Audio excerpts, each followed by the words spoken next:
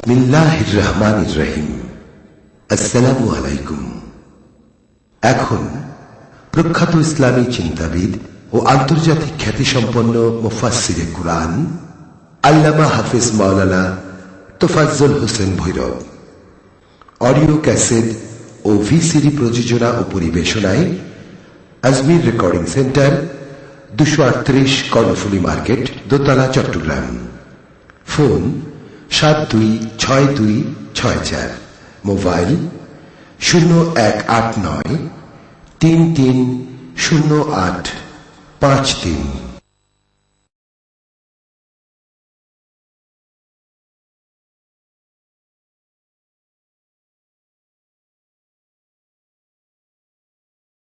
যে নবীর উম্মতের এত সহজে মাপ দেয়, এই নবীর পক্ষে থাকা আমাদের দরকার আছে কিনা? এই নবীর পক্ষে আসছিলেন খাজা মঈনুদ্দিন চিশতি রহমাতুল্লাহ আলাইহি। কিভাবে আসছিলেন এটার আলোচনায় যাচ্ছি। আসুন আলোচনায় ঢুকে যাই সরাসরি, আর বাহিরে যাব না, সরাসরি আলোচনায়। যেহেতু সময় কম, কিছুক্ষণ সময় আপনাদের সামনে আছে, তা আমরা খাজা বাবার সাথে কাটাবো। রাজি আছেন আপনারা? খাজা বাবার সাথে কাটাইলে কি পাবেন? একবারে সহজ পথ। তাই আলোচনায় ঢুকে গেলাম। মহব্বতে আর একটু দরুদ শরীফ পড়ুন। আল্লাহুম্মা সাল্লি আলা সাইয়্যিদিনা মুহাম্মাদ। আল্লাহুম্মা সাল্লি আলা সাইয়্যিদিনা মুহাম্মাদ নাবিয়া মাওলানা মুহাম্মাদ নাবিয়ানা মাওলানা। জগতে পাগল কাবার জন্য, কাবা পাগল মাবুদের। জগৎ পাগল কাবার জন্য, কাবা পাগল মাবুদের। হায়রে মাবুদ পাগল নবীর জন্য, নবী পাগল উম্মতের। হায়রে মাবুদ পাগল নবীর জন্য, নবী পাগল উম্মতের। আল্লাহুম্মা সাল্লি আলা সাইয়্যিদিনা মুহাম্মাদ। আল্লাহুম্মা সাইয়্যিদিনা মুহাম্মাদ নাবিয়ানা মাওলানা মুহাম্মাদ নাবিয়ানা মাওলানা। বালাগাল উলা বিকামালিহি কাশাফাদ দুজা বিজামালিহি হাসনাতে জামিউ খিসালিহি সাল্লাল্লাহু। বাবার আসুন, এ নবীর পক্ষে গেলে কোরআন শরীফে আল্লাহ রাব্বুল আলামিন যারা এ নবীর পক্ষে গিয়েছেন তাদের বেলায় কোরআন শরীফে আমার আল্লাহ ঘোষণা দিয়েছেন, ইয়া আইয়ুহাল্লাযীনা আমানু দুখুলু ফিস-সিলমি কাফা। হে ঈমানদাররা, তোমরা পুরাপুরি ভাবে ইসলামে দাখিল হও, ইসলামে প্রবেশ করো। বলুন, ইসলামে পুরাপুরি প্রবেশ করতে গেলে নবীর পক্ষে না বিপক্ষে? ইসলামটা কি নবীর পক্ষে না বিপক্ষে? নবীর পক্ষে যারা, তারাই ইসলামের মধ্যে পুরাপুরি দাখিল। আবার হাদিস শরীফে রাসূল বলছেন, মাল্লাহুল মাওলা ফালাহুল কুল। যারা মাওলাকে রাজি করতে পারছে, মাওলা সব তারাই পাইছে। তার মধ্যে খাজা বাবা আতায়ে রাসূল, খাজায়ে খাজেগা, খাজা গরিবে নওয়াজ। তার জীবনী খুললে পাবেন কত সুন্দর ঘটনা। উনি বাচ্চা বয়সেই আল্লাহর অলির পিছ ধরেছেন। আপনারা যেমন আল্লাহর অলিদের মায়ায় রাত্র দিয়েছেন, এইভাবে খাজা বাবা ছোট কাল থেকেই আল্লাহর অলিদেরকে ভালোবাসতেন। উনি ছোট কালেই বাইয়াত গ্রহণ করেছেন, মুরিদ হয়েছেন কার কাছে? খাজা উসমান হারুনির কাছে। খাজা উসমান হারুনি এত বড় দরজার অলি ছিলেন। উনি একবার খানায়ে কাবার পাশে নামাজ পড়তেছেন। বাবারে, কারা এই রাত্রে কষ্ট করে সময় দিয়েছেন? আপনাদের বাজেট কি হয়েছে দেখেন। খাজা উসমান হারুনি বলেন, আমি খানায়ে কাবার পাশে নামাজরত ছিলাম, আমার নামাজ দেখে আমার আল্লাহ এত খুশি হলেন, খুশি হয়ে গাইবি আওয়াজে বলতেছেন, ও খাজা উসমান হারুনি, তোমার নামাজ দেখে আমি আল্লাহ খুশি হলাম, এই জন্য আমি তোমাকে 3টা দরখাস্তের সুযোগ দিলাম। তিনটা দাবি করো, এই মুহূর্তে আমি আল্লাহ তোমার তিনটা দাবি আমি পুরা করে দিব। খাজা উসমান হারুনি বলেন, তিনটা দাবি যখন পুরা করবেন, প্রথম দাবিটা হলো আমি খাজা উসমান হারুনিকে মাফ করে দাও। আল্লাহ কয় যাও, মাফ করে দিলাম। 2 নাম্বার দাবি হলো আমার এই তরিকায় যারা ঢুকবে তাদেরকে তুমি মাফ করে দাও। আল্লাহ বলেন আমি তাদেরকেও মাফ করে দিলাম। নম্বরে নিজের জন্য, 2 নম্বরে ভক্তবৃন্দের জন্য, 3 নম্বরে রাখতেছেন চোখের পানি ছেড়ে দিয়ে, মাবুদ আমার নবী যে উম্মতের জন্য না খাইয়া পেটে পাথর বাঁধছে, উহুদের জমিনে দাঁত ভেঙেছে, তাইবের জমিনে রক্ত দিয়েছে, তথাপি নবী উম্মতি উম্মতি বলে কাঁদছে। বলুন, নবী শত ব্যথার পরেও আমার ব্যথায় নবী কাঁদছে কিনা? কত কান্দা নবী কাঁদতেন। পেটের খিদা, এক সাহাবী বলেন আমি দেখি পেটের খিদায় নবী হাঁটতে পারে না, হেলে ডোলে নবী পড়ে যায়। সাহাবী ধরে বলতেছেন, ইয়া রাসূলুল্লাহ আপনার পেটে বুঝি খিদা, আপনি এইভাবে কষ্ট করে হাঁটতেছেন? নবী চোখের পানি ছেড়ে দিলেন, সাহাবী রে আমার পেটে খিদা রে, তারপরে কষ্ট করে হাঁটতেছেন, বসুন আমার বাড়িতে আসুন। সাহাবী নবীজিকে ঘরের মধ্যে বসাইয়া বাড়ির ভিতরে ঢুকে চোখের পানি ছেড়ে দিয়ে কান্দে, বিবি গো এই খাবার আমি কার জন্য রাখবো গো, আমার নবী তো হাঁটতে পারে না, নবীর কষ্ট হয়। বিবি রুটি বানারে, গোস্ত পাকারে, নবীকে খাওয়াবো। রুটি গোস্ত নবীজির সামনে দিলে আমার নবী চোখের পানিগুলো জর্জর করে ছেড়ে পকেট থেকে রুমাল বাহির করে রুমালটা বিছাইয়া রুটি নিজের মুখে দেয় না, এই রুমালগুলো বিছাইয়া রুটি আর গোস্ত রুমালের মধ্যে প্যাকেট করে নবীজি প্যাকেট করে বাহির হয়ে যাচ্ছে। সাহাবী আরজ করে নিয়ে, রাসূলুল্লাহ এত খিদা নিয়ে আপনি খাইলেন না রুটি গোস্ত, প্যাকেট করে কোথায় যাবেন? আমার নবী বলেন, সাহাবী রে আমি নবী 3 দিন পর্যন্ত পেটে খাবার নাই, তারপরও আমি নবী পেটের খিদার কথা ভুলে গেলাম। আমি খবর পাইছি রে আমার হাসাইন আর হুসাইন না খাইয়া দিন কাটায়, আমার ফাতেমার চুলাই বলে 7 দিন পার হয়ে গেছে, আগুন জ্বলে না। রুটি গোশত লইয়া আমার নবী খাতুনে জান্নাত ফাতেমাতুর জাহরার ঘরের দরজায় আওয়াজ দিলে ফাতেমা শুধু কান্দে, দরজা খোলে না। অনেকক্ষণ পর জবাব দিলেন, বাবা গো আমি এত ব্যথাই ব্যতীত সহ্য করতে পারি না। দরজা খুলে দিলেন, মা কেন কান্দো বাবা? 7 দিন হলো আমার চুলায় আগুন জ্বলে না, তাহলে কান্দো কেন? এই নাও আমি নবী তোমার জন্য রুটি গোশত নিয়ে আসছি। ফাতেমা রুটি গোশত হাতে নিয়ে কান্দে, বাবা গো এই রুটি গোশত আমি কেমনে খাবো গো বাবা? তোমার 2টা আদুরের নাতি ইমাম হাসাইন আর হুসাইন পেটের খিদা লইয়া গোয়ালা কাটা মুরগির মতো লাফাইয়া লাফাইয়া কান্দে গো বাবা। পেটের খিদায় কানতে কানতে বারবার আমার কাছে আইসা আমাকে বিরক্ত করত। আমি একেবারে বিরক্ত সহ্য করতে পারি না। এক পর্যায়ে রাগ হইয়া গো বাবা আমার 2টা কলিজার টুকরা সোনার পুতুল হাসাইন আর হুসাইনের 2 গালে আমি 2টা থাপ্পড় মারছি গো বাবা। তোমার 2টাই আদুরের নাতি এই থাপ্পড় খাইয়া জংলায় বসে বসে কান্দে। হাসাইন আর হুসাইন 2 ভাই গলাগুলি করে কান্দে আর বলে, আমি শুনে আসছি। হুসাইন বলতেছে, ও ভাই হাসাইন মায়ের কাছে আর যাব না রে, চল আমরা পেটের খিদা লইয়া নানার কাছে যাই। এইভাবে যারা কষ্ট করেছে তারপরও নবী উম্মতের কথা বলে নাই। ওই কষ্টের 2 আদুরের নাতি উম্মতের নাজাতের জন্য কুরবানি পর্যন্ত দিয়েছে। বলুন এই নবীকে ভালোবাসা দেওয়া, এই নবীর পক্ষে থাকা আমাদের দরকার আছে কিনা? আজকে এই নবীকে না চিনার কারণেই বিশ্বজুড়ে মুসলমানদের উপর বিপদ। বলতেছিলাম এই নবীর পক্ষে গিয়েছেন খাজা মঈনুদ্দিন, নবীর পক্ষে যাবে যারা আল্লাহর পক্ষ পাবে তারা।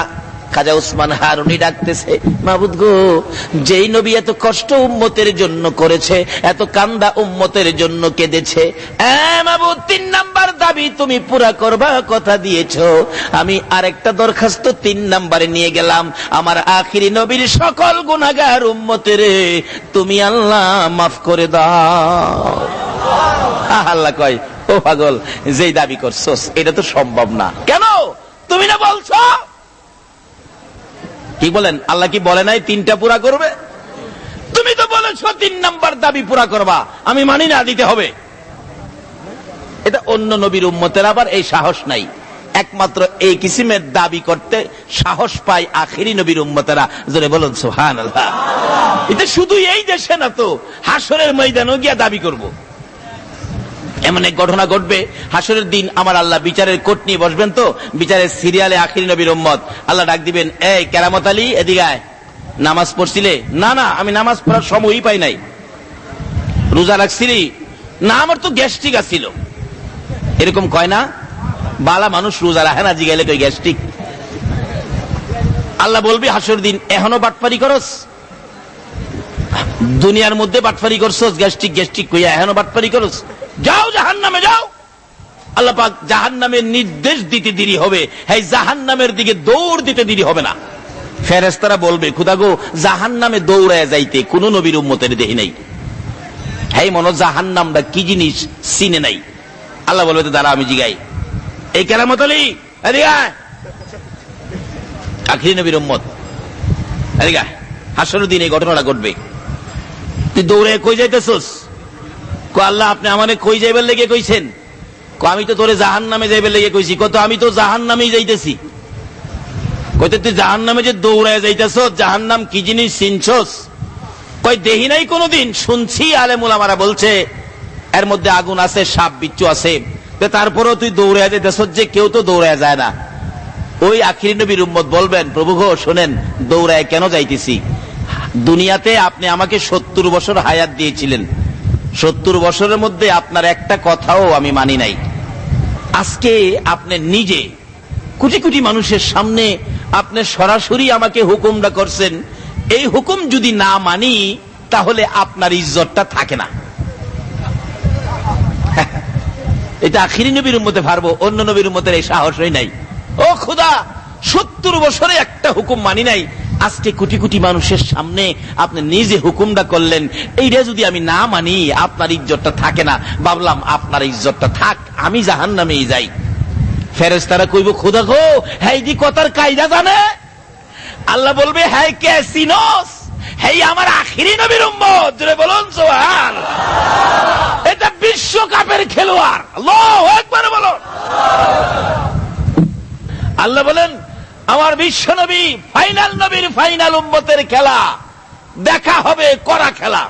আর একটা খেলার ঘোষণা আমার আল্লাহ নিজে দিয়েছেন। আল্লাহ বলেন, আমার এই ফাইনাল নবীর ফাইনাল উম্মত, এই ফাইনাল উম্মতের খেলা হবে এই দুনিয়াতে, আর ফাইনাল নবীর খেলা হবে আখিরাতে। আপনারা কোরআন শরীফে শুনেছেন, দেখেছেন মিজানের পাল্লার ঘটনা। বলুন, হাসরের দিন মিজানের পাল্লা দিয়ে মাপ দেওয়া হবে কেন? আচ্ছা, আল্লাহ কি মাপ ছাড়া আমাদের হিসাব জানে না? ফেরেশতা আমাদের কাঁধে আছে না? তারাই তো রিপোর্ট দিবে ফাইনাল। নাকি তাদেরকে কিছু টাকা পয়সা দিলে বেশ কম লেখে? বেশ কম লেখলে আমাদের বাঙালির চরিত্রে আছে, কিন্তু ফেরেশতার চরিত্রে বেশ কম লেখার কোনো সুযোগ নাই। তাদের এই আমল নাই, যা করি তাই লিখতেছে। এরপর আল্লাহ নিজেও সব জানে, তারপরে মিজানের পাল্লা বসাবেন কেন? যদি আপনি প্রশ্ন করেন শরীয়তের দৃষ্টিতে, আল্লাহ পাক এই জবাব দিবে, মারফতে আসো, বুঝে নাও কিভাবে। যেই দরজায়, যেই মাঠে খেলে আল্লাহর ওলিরা ওলি হয়েছেন, আল্লাহ পাক মারফতের দরজায় জবাব দিবেন। এখানে মিজানের পাল্লা বসানোর কারণ হলো, আমি আমার হাবিবকে, ফাইনাল নবীকে হাসরের ময়দানে সকল সৃষ্টির সামনে আমি ফাইনাল খেলা দেখাবো। আমার নবী হাসরের ময়দানে খেলা দেখাবেন, কি খেলা? মিজানের পাল্লা। যদিও আল্লাহ জানে মাফের কোনো প্রয়োজন পড়ে না, কিন্তু পাল্লা বসাবেন, মাপ শুরু হবে। আখিরি নবীর সিরিয়াল, আখিরি নবীর উম্মত মাপ দিতে গিয়ে নেকির পাল্লায় উঠাবেন, নেকির পাল্লা হালকা হয়ে যাবে, গুনার পাল্লা ভারী হয়ে যাবে। এমনি সময় মাপের ফেরেশতারা আফসোস করবে, হায় হায়, জীবনে কি করলেন? জীবনে কি করলেন, আজকে তো আপনি জাহান্নামী হবেন। তখন আপনি নেকির পাল্লা হালকা থাকবে, চোখের পানি ছেড়ে কাটার দিকে তাকিয়ে থাকবে না। ভাগ্যটা খারাপ হয়ে গেল, হাইরে আমাদের দরদি নবী জানি কই আছে, যদি আজকে আমার নবী থাকতো আমার এই পুরা কপাল হইতো না। এমনি সময় কোত্থেকে যেন আমার নবী পাগল পাগল হইয়া পাখির মতো উইরা এসে মিজানের পাল্লার কাছে, আল্লাহু আকবার বলো, মিজানের পাল্লার কাছে যাইয়া আমার নবী এই আঙ্গুল মুবারক নেকির পাল্লার মধ্যে লাগাবেন। নেকির পাল্লা এত ভারী হবে রে, 7 আসমান 7 জমিন যদি থাকতো, আল্লাহর আরশ কুরসি লৌহ কলম সহ 7 আসমান 7 জমিন সহ যদি ওই গুনার পাল্লায় তুলে দেওয়া হতো, এই নেকির পাল্লার সাথে ওজনে আর কুলাবে না। ওই লোকটা চোখের পানি ছেড়ে ডাক দিবেন, তুমি কে গো? আমার এই মহা বিপদে আমার বিপদ থেকে উদ্ধার করে দিলা। আমার নবী ডাকবে, উম্মতেরা রে, চিনলি না?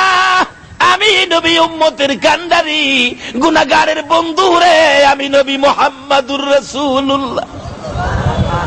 এবার আমার আল্লাহ বলবেন, ও ফেরেশতারা, মাপের খবর কি? আল্লাহ কি জানে না খবর কি? জানে না? এই ফেরেশতারা, মাপের খবর কি? ফেরেশতারা জবাব দিবেন, আল্লাহ মাপ দিয়েছিলাম, গুনার পাল্লা ভারী, নেকির পাল্লা হালকা। তারপর আপনার বন্ধু এসে আঙ্গুল মোবারক লাগাইয়া নেকির পাল্লা ভারী করেছে, গুনার পাল্লা হালকা করেছে। আমার আল্লাহ বলবেন, দে দে, জান্নাতে পাঠাইয়া দে। আরেকজনকে উঠাবেন মাপ দেওয়ার জন্য, নেকির পাল্লা হালকা, গুনার পাল্লা ভারী। আমার নবী পাঞ্জাবির পকেট থেকে এক টুকরা কাগজ এই পাল্লার মধ্যে ছেড়ে দিবেন, নেকির পাল্লা ভারী হবে, গুনার পাল্লা হালকা হবে। আমার আল্লাহ জিজ্ঞেস করবেন, ফেরেশতারা রে, মাপের খবর কি? ফেরেশতারা বলবেন, আল্লাহ মাপের খবর জিগাইয়া লাভ কি? গুনার পাল্লা যদি ভারী হয়, নেকির পাল্লা যদি হালকা হয়, তোমার বন্ধু এসে আঙ্গুল মোবারক লাগাইয়া নেকির পাল্লা ভারী করে দেয়। নেকির পাল্লা যদি হালকা হয়, তোমার বন্ধু এসে এক টুকরা কাগজ দিয়ে নেকির পাল্লা ভারী করে দেয়। আর মাপের খবর জিগাইয়া লাভ কি? মাপ দেই একটা, তোমার বন্ধু করে দেয় আরেকটা। জোরে কোন সুবহানাল্লাহ। মাবুদ, মাপের খবর জিগাইয়া লাভ কি? আমরা মাইপা বাড়ি করি একটা, তোমার বন্ধু দেয় আরেকটা। আমার আল্লাহ বলেন, ফেরেশতারা রে, এই জন্যই তো আমি আল্লাহ মিজানের পাল্লা বসাইছি। কোন নবীর ভালোবাসায় আমি আল্লাহ এত কিছু করেছি, এই নবীর খেলা দেখানোর জন্য মিজানের পাল্লা দে দে, সুযোগ দে। আজকের বাজারে আমার নবী যা করবে রে, আমি আল্লাহ সব মাইনা নিব রে। ইয়া মুহাম্মদ পিয়ারা নবী, এসো নিরালায়া মুহাম্মদ পিয়ারা নবী। ডাকেন, তোমার দিদারে মনের গুছিবে জ্বালা, ইয়া মুহাম্মদ পিয়ারা নবী, এসো নিরালায়া মুহাম্মদ পিয়ারা নবী। পাইব যারা নবীজির দিদার, হবে তারা হাসরে পার। পাইব যারা নবীজির দিদার, হবে তারা হাসরে পার। দয়া করে দেখা দিয়ে দূর কর জ্বালা, হায়রে দয়া করে দেখা দিয়ে দূর কর জ্বালা। ইয়া মুহাম্মদ পিয়ারা নবী, এসো নিরালায়া মুহাম্মদ পিয়ারা নবী। তোফাজ্জলের বাবু না, নবী সারা হব না। তোফাজ্জলের বাবু না, নবী সারা হব না। নবীর আশিকি পার হইবে হাসরের বেলায়। মুহাম্মদ পিয়ারা নবী, এসো নিরালায়া মুহাম্মদ পিয়ারা নবী। বাবারা মায়েরা, আসুন ওই খাজা মঈনুদ্দিন চিশতি রহমাতুল্লাহর পীর খাজা উসমান হারুনি চোখের পানি ছেড়ে কান্দে, মাবুদ গো, ওই নবীর গুনাহগার উম্মতের মাফ করে দাও। এই নবী গুনাহগার উম্মতের জন্য দুনিয়াতে বহু কান্না কাঁদছে। আমার আল্লাহ কয়, ও খাজা উসমান হারুনি, এটা তো হয় না, তুমি না কইছো হবে, এখন হয় না কেন? ও উসমান হারুনি, এটা যদি করে দেই আমি আল্লাহর খেলাই শেষ, খেলাই থাকবে না। তাইলে তুমি না বলছো দাবি করলে 3 নাম্বার দাবি পুরা করবা? আমার আল্লাহ কয় যাও, পুরাপুরি করলাম না, কিছু করলাম। কিছু কি করলা শুনতে চাই। রে খাজা উসমান হারুনি, তুমি যতদিন দুনিয়ায় বেঁচে থাকবে, যত ওয়াক্ত নামাজ তুমি খাজা উসমান হারুনি আদায় করবে, প্রত্যেক ওয়াক্ত নামাজের বিনিময়ে আমার বন্ধুর গুনাহগার উম্মতের মধ্য থেকে এক এক ওয়াক্তের বিনিময়ে 30,000 উম্মত করে আমি আল্লাহ মাফ করে দিলাম। তাইলে এই দলে থাকলে মাপ পাইবেন না ওলিদের বিরোধিতা করলে মাপ পাইবেন? এই দলে থাকতে রাজি আছেন? বলুন, পৃথিবীর জমিনে, খাস করে বাংলাদেশের জমিনে আমরা ইসলাম পেয়েছি, কালিমা পেয়েছি কার কাছ থেকে? আল্লাহর ওলিদের কাছ থেকে। বলুন, কার কাছ থেকে? আরো জোরে বলুন। এই দেশের জমিনে ইসলাম এনেছে হযরতে শাহজালাল ইয়ামিনী রহমাতুল্লাহ আলাইহি। এটা কি অস্বীকার করতে পারবেন? তাহলে এখন কেন আপনারা ওলিদের বিরোধিতা করেন? যাদের দ্বারা আমরা ইসলাম পেয়েছি, কালিমা পেয়েছি, আল্লাহ রাসূল চিনার রাস্তা পেয়েছি, তাদের সাথে দুশ্মনী কেন? যদি তাদের সাথে দুশ্মনী না করে তাদের পক্ষে থাকেন, দেখুন না কি লাভ, কি সুবিধা। আমি সংক্ষেপে আলাপ। খাজা উসমান হারুনি একদিন দেখে খাজা মঈনুদ্দিনের দিকে তাকায়া, হাই হাই, আমার মঈনুদ্দিন অল্প বয়সে, বাচ্চা বয়স, অল্প বয়সে বেলায়েত স্তরে পৌঁছে গেছে। একদিন তার বেলায়েতের ক্ষমতা পরীক্ষা করার জন্য আপনারা যার পক্ষে বসে আছেন, দেখেন আপনাদের লাভ কি। এ তো এসে গেলেন। খাজা মঈনুদ্দিনকে বললেন, মঈনুদ্দিন, ওই যে আগুন পূজারীরা আগুনের পূজা করে, ওখান থেকে আমার জন্য একটু আগুন নিয়ে আসো। মঈনুদ্দিন আগুন আনতে গিয়ে বলতেছেন, আপনারা আগুনের পূজা করেন? হ্যাঁ, আমার পীর সাহেব কিবলা বলছে একটু আগুন দিতে দেবেন। সকলে কয়, দেখো আমরা আগুনের পূজা করি, আগুন তো দেওয়া যাবে না। আচ্ছা, আপনারা আগুনের পূজা করেন কেন? বাচ্চা ছেলে প্রশ্ন করতেছেন, আগুনের পূজা করেন কেন? আচ্ছা, আপনারা যে আগুনের পূজা করেন, একজন আগুনের ভিতরে জানতো, দেখি জানতো? হগল পূজারীরা কয়, মঈনুদ্দিন কি পাগল নাকি? আগুনের ভিতরে কি যাওয়া যায়? কইতে, আপনারা পূজা করেন, যাইতে পারবেন না। আমি মঈনুদ্দিন আগুনের পূজা করি না, আমি একটু আগুনের ভিতরে যাই। হগল আগুন পূজারীরা কয়, বাবা যাইও না, পুরে ছাই ছাই হয়ে যাইবা। খাজা মঈনুদ্দিন কয়, দেখি আগুনের ক্ষমতা আছে কিনা আমারে পুরাইবার, আমি একটু ভিতরে যাই। খাজা মঈনুদ্দিন আস্তে আস্তে আগুনের ভিতরে ঢুকছে, ভিতরে গিয়া দাঁড়ায় রইছে। তার জীবনী লেখে, প্রথমত পাওয়ের জুতাটা আগুনে দিছে, পাওয়ের জুতা, দেখি আমার জুতাটা নি ফুরাইতে পারে। দেখে জুতা আগুনের ভিতরে দিলে জুতার আবার বাহির করে দেহে জুতারের রং দিয়া দিছে। এই পূজারীরা কিসের পূজা করস? একজন যাস না ভিতরে? কই সম্ভব না। কয়টা আমি যাই। মঈনুদ্দিন ভিতরে গিয়ে দাঁড়ায় রইছে। অথচ নমরুদ যখন আগুন করে ইব্রাহিম খলিলকে আগুনে দিয়েছিলেন, আমার আল্লাহ নোটিশ করেছে আগুনকে, এই আগুন ঠান্ডা শান্তিদায়ক হয়ে যাও, আমার ইব্রাহিম তোমার মধ্যে, যাতে ইব্রাহিমের কোনো ক্ষতি না হয়। অথচ আমরা আখিরি নবীর উম্মত, খাজা মঈনুদ্দিন আমানু দুখুলু ফিস সিলমি কাফার মধ্যে ঢোকার কারণে আগুনে ঢোকার সাথে সাথে বিনা নোটিশে আগুন ঠান্ডা ফুল বাগান হয়ে গেছে। অনেকক্ষণ দাঁড়িয়ে আছে খাজা মঈনুদ্দিন, যার পক্ষে আপনারা বসে আছেন, দাঁড়িয়ে আছেন। এই পক্ষটা গেলে কি লাভ? তারপরে সামনে বাড়ছি। এবার দাঁড়িয়ে আছে, কিছুক্ষণ পর আগুন দেখে তার গায়ে ধরে না। আগুন কয়, ধরতাম তো, যে নবীর উম্মত হয়ে আইসো, এই নবীর উম্মতের আমি আগুনের ধরার সাহস? দুনিয়ার আগুন কেন, জাহান্নামের আগুন পর্যন্ত ধরার সাহস? বাস্তবে আসুন, এই নবীর পক্ষে গিয়েছিলেন, আপনারা তো নবীর পক্ষে দাঁড়িয়ে আছেন, বসে আছেন। এই নবীর পক্ষে গিয়েছিলেন, একটা মাছ সমুদ্র থেকে একজন নবীর আদরের উম্মত একটা মাছ ধরে আনলেন। মাছটা খুব সুন্দর, ফাজাইলে দুরুদের মধ্যে লেখে, মাছটা ধরে আনার পর মাছটাকে বিবিকে দিলেন, মাছটা কাইটা ভালো করে ভাজি করো, এই মাছটা আমি খাবো।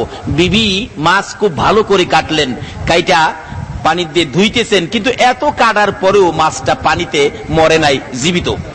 ভালো করে লবণ টবণ দিয়ে ভালো করে ধুইলেন, কিন্তু ধোয়ার পরেও মাছ মরে নাই, মাছ খালি নড়ে। অবশেষে তেল দিয়ে মাছকে ভাজি করতে চাইলেন, মাছ ভাজি করবেন, কিন্তু এত গরম তেলের মধ্যে মাছ মরে না, ভাজিও হয় না, খালি নড়ে। বিবি আবার বেশি করে তেল দিয়ে, এবারে 3-3 বার করে তেল ভালো করে দিয়ে আগুনের মতো গরম করে মাছ ছেড়ে দিলেন, কিন্তু মাছ বেশি তেল দিলে আরো শান্তি লাগে, মাছ পানির মতো তেলের ভিতরে ঘুরে। বিবি বলেন, আশ্চর্য, এটা কি মাছ মেরে আনলেন? মাছ তো মারতেই পারি না, ভাজি করব কিভাবে? এবার ওই লোকটা বলতেছেন, দাও তো, এটা নবীজির কাছে নিয়ে যায়। ইয়া রাসূলুল্লাহ, এই মাছটা ধরে আনলাম, মারলাম, কাটলো, ভাজি করলো, কিন্তু মাছ তো ভাজি হয় না, মরে না, জীবিত, বুঝতেছি না। এত গরম আগুনের তেলের মধ্যে দিল, কিন্তু মাছ তো ভাজি হয় না। এমনি সময় জিবরাইল এসে বলেন, ইয়া রাসূলুল্লাহ, এই মাছটা যখন এই লোকটা মারছিল, ওই মাছ তখন আপনি নবীর উপর দুরূদ শরীফ পড়তেছিল। হুজুর জানিয়ে দেন, আপনার পক্ষে থাকার কারণে, আপনি নবীর ভালোবাসায় দুরূদ পড়ার কারণে গো নবী, এই মাছটাকে আইনা কাটলেন, কাটার পরও মরে না, লবণ দিয়ে ধুইলেন তারপরও মরে না, তেলে ভাজি করলেন তারপরে মরে না, এই দুনিয়ার আগুন দিয়ে লাল লাল করে তেল ওই মাছ ছেড়ে দিয়েছে, মাছ মরে না, আগুন তার গায়ে ধরে না। নবী গো আপনি জানিয়ে দেন, আপনি নবীর পক্ষে যারা থাকবে, আপনি নবীর উপর দুরূদ ও সালাম যারা পাঠ করবে গো নবী, এই দেশের আগুন কেন জাহান্নামের আগুন পর্যন্ত ধরবে না। সেই নবীর পক্ষে ছিলেন খাজা মঈনুদ্দিন। আল্লাহু আকবার বলুন। খাজা মঈনুদ্দিন চিশতি রহমাতুল্লাহ আলাইহি সেই নবীর পক্ষের মেহমান ছিলেন। আগুনের ভিতরে ঢুকে আছেন, কিন্তু আগুন খাজা মঈনুদ্দিনের গায়ে লাগে না। মঈনুদ্দিন বলেন, আমার গায়ে তো আগুন ধরে না, দেখি তো আমি মঈনুদ্দিনের পক্ষে যদি কেউ আসে। আপনারা কি মঈনুদ্দিনের পক্ষে থাকতে রাজি আছেন? এখন মঈনুদ্দিন প্রমাণ করতেছেন, আমি মঈনুদ্দিনের পক্ষে যদি কেউ আসে, তাকে আগুনে ধরে কিনা। এক হিন্দু ভদ্রলোক, আগুন পূজারী হিন্দু ভদ্রলোকের একটা বাচ্চা কুলে নিয়ে দেখতেছিল ঘটনাটা। খাজা মঈনুদ্দিন আবার বাহির হইয়া ওই হিন্দু ভদ্রলোকের কুল থেকে বাচ্চাটা টান দিয়ে আইনা নিজের কুলে নিয়া ওই আগুন পূজারী হিন্দু ভাইয়ের বাচ্চা সহ আবার আগুনের ভিতরে ঢুকলেন। হগল আগুন পূজারীরা কয়, আরে মরছে মরছে, খাজা মঈনুদ্দিন মরতো, আমাদের বাবুর ফুলাটা কেন নিল? হাই হাই, এই বাচ্চাটাকে কেন নিয়ে মারলো? অনেকক্ষণ পরে খাজা মঈনুদ্দিন বলতেছে, আল্লাহ আমারও তো আগুনে ধরে না, আমার পক্ষে যদি কেউ থাকে তাকে ধরে কিনা প্রমাণ করলাম। দেখে তার গায়েও, এই হিন্দু বাচ্চাদের গায়েও আগুনে ধরতে পারে না। বেরিয়ে আসলেন, সবাই পরীক্ষা করতেছে, দেখি আমাদের বাবুর পোলায়ের নিয়ে আবার আগুনে জ্বালাইছে। চেকচুক করে দেখে একটা পশম পর্যন্ত আগুনে পোড়াইতে পারে না। এই অবস্থা দেখে তার জীবনী লেখে, ওখানে 850 হিন্দু আগুন পূজারী ছিলেন। এই অবস্থা দেখে 850 আগুন পূজারী খাজা বাবার হাত ধরে কালিমা পড়ে মুসলমান হয়ে গেলেন। আরে তাকবীর, আরে রিসালাত, আরে গাউসিয়া। আরে আকাশ জমিন হইল সৃজন নবীর কারণে, সেই জমিনে খেলে আল্লাহর ওলিগণে। বলুন, সেই জমিনে খেলে আল্লাহর। দেখলে খাজা বাবার খেলা, আসে গনের বারে জ্বালা। দেখলে খাজা বাবার খেলা, সে গনের বারে জ্বালা। আইনা সাগর শুকিয়ে দেই বসে নির্জনে, আইনা সাগর শুকিয়ে দেই বসে নির্জনে। সেই জমিনে খেলে আল্লাহর ওলিগণে, হাইরে সেই জমিনে খেলে আল্লাহর। এবার আসছে খাজা মঈনুদ্দিন 850 প্রথম ধাপে 850 হিন্দুকে কালিমা পড়ে মুসলমান বানিয়ে পীর সাহেব কেবলার সামনে, হুজুর আমার দেরি হয়ে গেছে, আগুন কই? হুজুর আগুন আনছি না। কি করছো? হুজুর এই ঘটনা। এবার খাজা উসমান হারুনি কয়, মঈনুদ্দিন তোমার এই কাজের জন্যই তো আমি তোমারে ভাড়াইছি। চলো মঈনুদ্দিন, তোমাকে আমার আল্লাহর ঘর খানায় কাবা নিয়ে যায়, আমার আল্লাহর দরবারে হাজিরা দিয়ে আসি। আমার মঈনুদ্দিন যে উচ্চ স্তরে পৌঁছে গেছে, খানায় কাবার পাশে নিয়ে ডাকতেছে, ও খানায় কাবার মালিক, আমার মঈনুদ্দিনকে তুমি কবুল করো। গায়েবী আওয়াজ হইতেছে, ও উসমান হারুনি, তোমার মঈনুদ্দিনকে আমি আল্লাহ কবুল করেছি। এবার খাজা উসমান হারুনি বলেন, মঈনুদ্দিন রে চল সোনার মদিনায় যায়। আরে মঈনুদ্দিন চল রে, আমি আমার নবীর দরবারে তোকে হাজিরা দিয়ে আসি, নবীর দরবারে তোরে পৌঁছে দিয়ে আসি।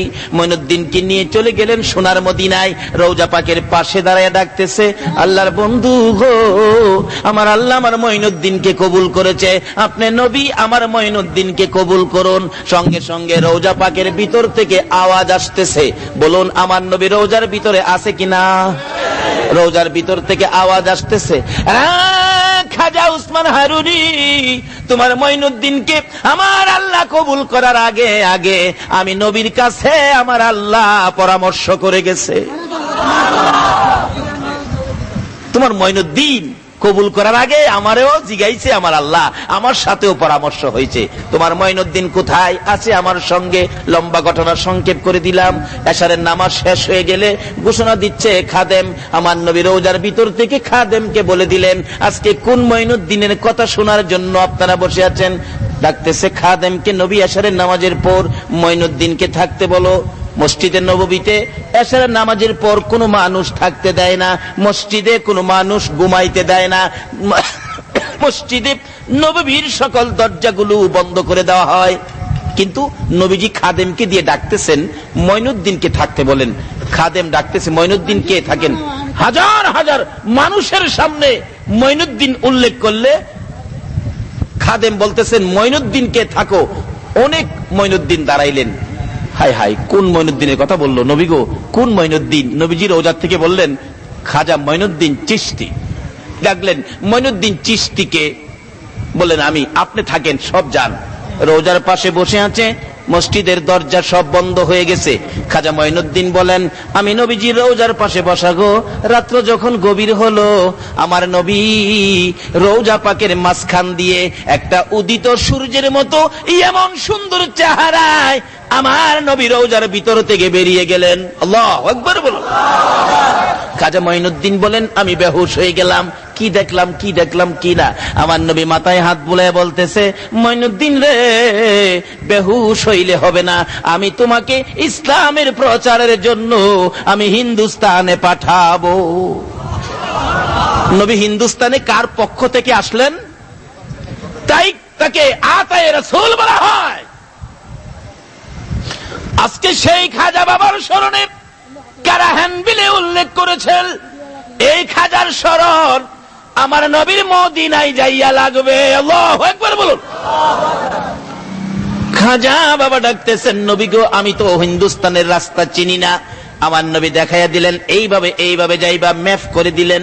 খাজা বাবা বলেন আমার নবী ম্যাপ করে দেওয়ার সঙ্গে সঙ্গে দেখি আমি মদিনা থেকে একেবারে হিন্দুস্তান পর্যন্ত সব দেখা যায়। আইসা পৌঁছে গেলেন হিন্দুস্তানের জমিনে। লম্বা ঘটনা সংক্ষেপ করে দিলাম, শেষ পর্যায়ে রাত্র শেষ।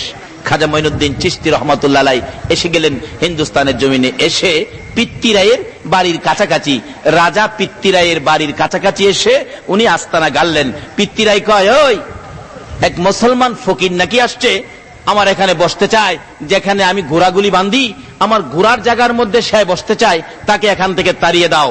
অনেক লোকজন আসলেন পিত্তিরায়ের পক্ষ থেকে, এই মঈনুদ্দিন এখান থেকে সরে যান। মঈনুদ্দিন বলেন বাবা রাগারাগি করো কেন? আমি তো রাগারাগি করি নাই। আচ্ছা বসেন, আপনারা বসেন। যারা আইছিল মঈনুদ্দিনকে তাড়াইয়া দিত, মঈনুদ্দিন তাদেরকে বসাইলেন। একটু পরে কো আপনারা জানগা। যারা বসাইছিল যাইবাগার কইছে, তারা তো খালি উঠতে চায় কিন্তু ফাঁসা মাটির সাথে লাগা গেছে, খালি টানে। হাই হাই, এটা কি ওলিদের কেরামত? ওলিদের এইরকম আল্লাহর ওলিরা সমস্ত পৃথিবী জুড়ে কেরামত দিয়ে ইসলাম প্রচার করেছে। বোমাবাজি করে নয়, সন্ত্রাসী করে নয়, মেশিন গান দিয়ে নয়, শুধুমাত্র কেরামত দিয়ে ভারতের জমিনে খাজা মঈনুদ্দিন 92 লক্ষ হিন্দুকে মুসলমান করেছে। আজকে যাইয়া দেখেন সেই বিশ্বাসের উপর খাজা মঈনুদ্দিন চিশতি রহমাতুল্লাহর মাজার প্রাঙ্গণে উরুস মুবারক উপলক্ষে মুসলমান যদি হয় 50,000, হিন্দু হয় 75,000। হিন্দুরা পর্যন্ত খাজা বাবাকে এত মানে, কিন্তু মানে না শুধু মুসলমানের সন্তান। বলুন আল্লাহর ওলিরা কি কোনোদিন কারো ক্ষতি করেছে? এরকম ওলিদের পক্ষে থাকলে বাবা কি লাভ হয়? এক একজন ওলি হাসরের দিন এক একজন অ্যাডভোকেট হবেন। আল্লাহ যেদিন বিচারের কোর্ট নিয়ে বসবেন, এক একজন অ্যাডভোকেট হবেন আল্লাহর ওলি। হাসরের দিন আপনার পক্ষে মুখ করতে পারবেন। হাসরের দিন আল্লাহর কোর্টের উকালতি হবে খাজা বাবা, গাউসে পাক, খাজা মঈনুদ্দিন চিশতি রহমাতুল্লাহ আলাইহি, আমানত শাহ, বদর শাহ, মহসিন আউলিয়া, গাউসে পাক, গাউসে মাইজবান্ডারি, তারা হবে আপনাদের পক্ষের উকিল। ভালো উকিল পক্ষে থাকলে দেখেন কত সুন্দর সুবিধা হয়। আমাদের এলাকায় এক ঘটনা ঘটছিল। এক ছাত্রী কলেজে পড়ে, ভালো ছাত্রী, কিন্তু তার বাবার অনেক পয়সা। আর এক ছাত্র চেহারা খুব সুন্দর, তার বাবার পয়সা নাই। ছাত্রী তো চেহারা সুন্দর, ছেলে পায়া তার সাথে ভালোবাসা। ভালোবাসা আছে না বাংলাদেশে?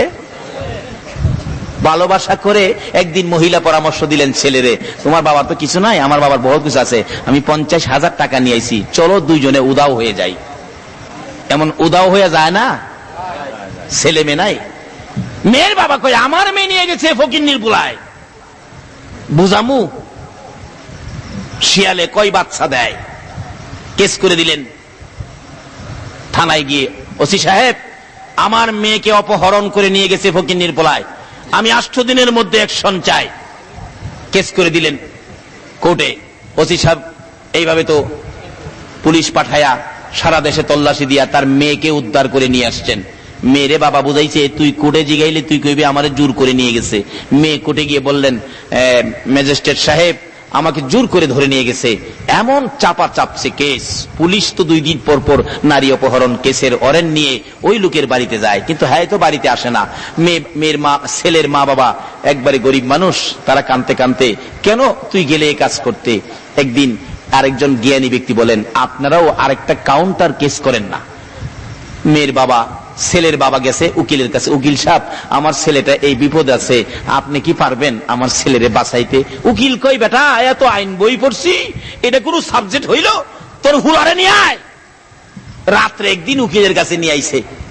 উকিল সাহেব, আমি করি নাই, মেয়েটা আমারে পাম্পট্টি দিয়ে নিছে স্যার, আমি নাই স্যার, আমারে বাঁচান।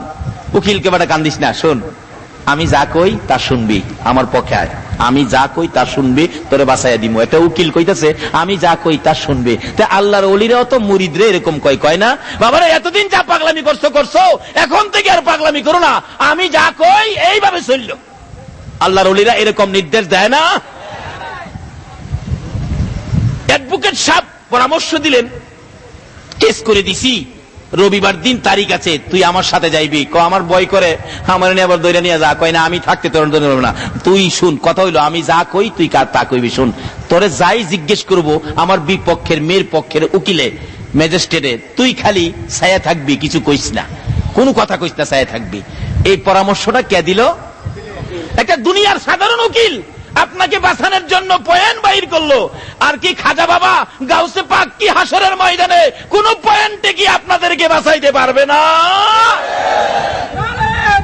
আল্লাহু আকবার, ইয়া রাসূলুল্লাহ, ইয়া গাউসুল মুস্তাফা, মাশাআল্লাহ, জিন্দাবাদ জিন্দাবাদ নবীর সেনা, কয় না জিন্দাবাদ জিন্দাবাদ নবীর। আমল করো নামাজি রোজা কায়েম করো সুন্নিয়াত, আমল করো নামাজি রোজা কায়েম করো সুন্নিয়াত, জিন্দাবাদ জিন্দাবাদ নবীর সেনা, জিন্দাবাদ জিন্দাবাদ।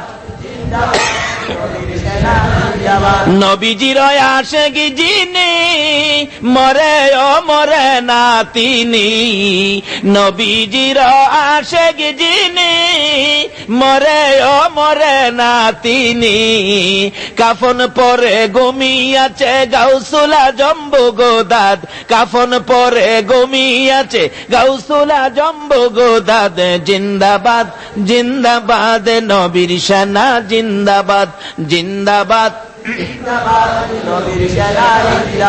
নবীর জন্য হওরে পাগল, ওহে নবীর আশিকে সকল, পার করিবে দয়াল নবী রোজ হাসরে ফুলসিরাত, পার করিবে দয়াল নবী রোজ হাসরে ফুলসিরাত, জিন্দাবাদ জিন্দাবাদ নবীর সেনা, জিন্দাবাদ জিন্দাবাদ জিন্দাবাদ নবীর সেনা, জিন্দাবাদ।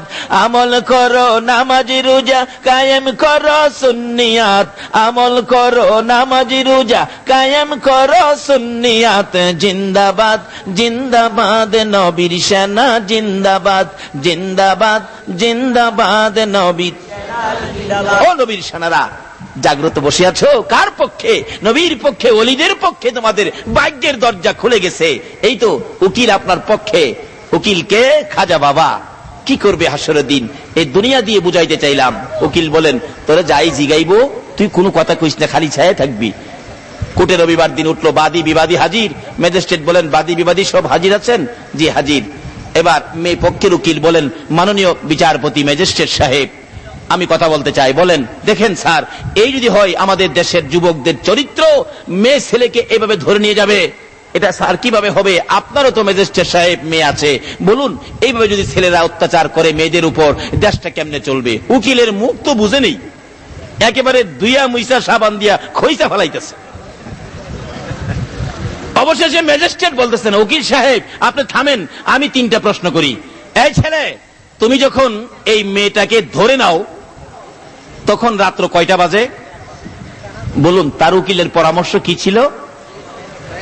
চায়া থাকা, কথা বলবি না, চেরিস। আর তখন রাত্র কয়টা বাজে? কি ব্যাপার, কি উকিল সাহেব, কি মক্কেল নিয়ে আসলেন? কথা তো বলে না। শোনো, তোমার সাথে এখন কয়জন লোক ছিল মেয়েটাকে জোর করে ধরে নেওয়ার সময়? কয়জন লোক ছিল? আরে কি ব্যাপার, কয়জন লোক ছিল?